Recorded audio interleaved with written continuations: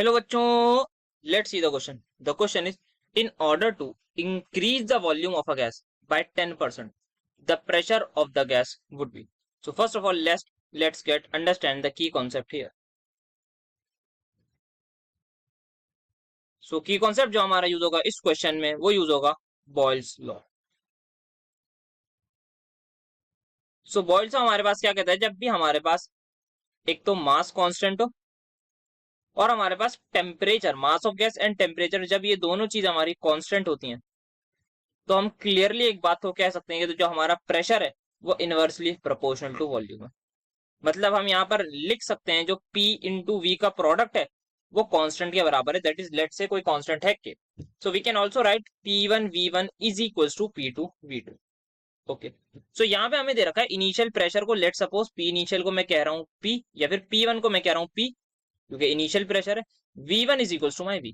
Now P2 के बारे में हमें बताना है क्या होगा. यहाँ पे इन्होंने पूछा है अगर हमने वॉल्यूम को, दैट इज V2 को इंक्रीज कर दिया 10% से, मतलब पहले वॉल्यूम थी V, बाद में कितनी हो जाएगी, यहाँ पे हो जाएगा 10% of V plus 10% of V हमें ऐड करना है. और जब हम V2 निकालेंगे तो ये हमारे पास आ जाएगी, ये आ जाएगा V plus 10 into V by 100. तो यहाँ पे आ जाएगा 0.1, तो V2 की वैल्यू आ जाएगी 1.1 इंटू V.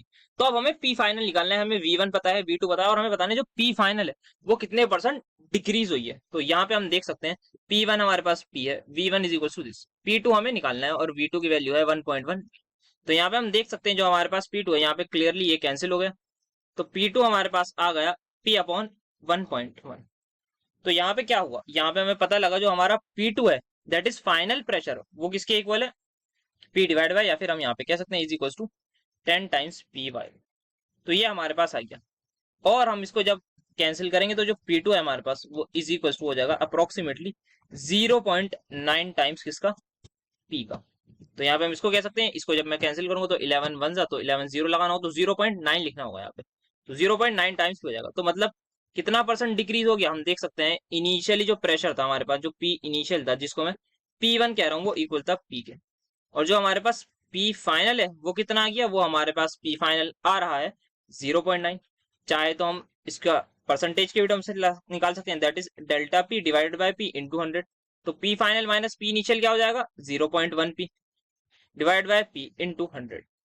तो यहाँ पे हम क्या निकाल रहे हैं, कितना डिक्रीज हुआ है. तो यहाँ पे हमने जो है यहाँ पे मैग्नीट्यूड लिया है, दैट्स वाई यहाँ पे इसको मल्टीप्लाई करें तो 10% डिक्रीज हो. और सिंपल सी बात है, ये कॉमन सेंस भी कह रही है कि हमारे पास जब 10% प्रेशर इंक्रीज होगा तो 10% ही देयर इज अ प्रोबेबिलिटी कि वॉल्यूम डिक्रीज हो. सिमिलरली हम इसका ऑपोजिट भी कह सकते हैं. तो यहाँ पे अप्रोक्सीमेटली जो है हमारे पास 10% प्रेशर जो है वो डिक्रीज हुआ होगा. So this is how we will calculate. So the final answer is increase by 10, no. Increase by 1, no. Decrease by 10, yes. So the final answer is going to be option number C. Hope you understood it well. Best of luck.